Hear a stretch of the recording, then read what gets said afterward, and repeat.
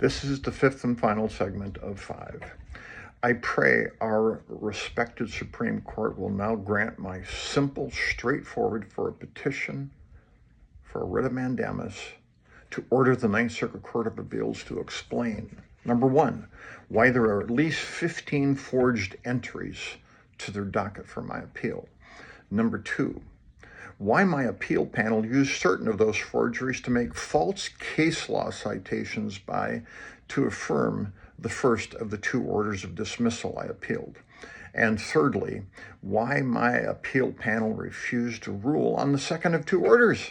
Very simple, rule on it. That's what the appeal's about. If the Supreme Court does not correct itself through a rehearing, the United States will have 3 precedents for judicial anarchy and endless judicial corruption.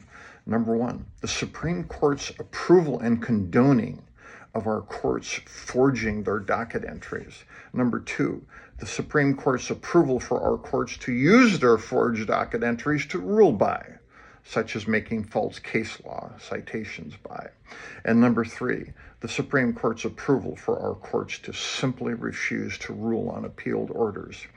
Any one of these 3 precedents being used by our courts, let alone 2 or 3 of them, would be the end of American justice.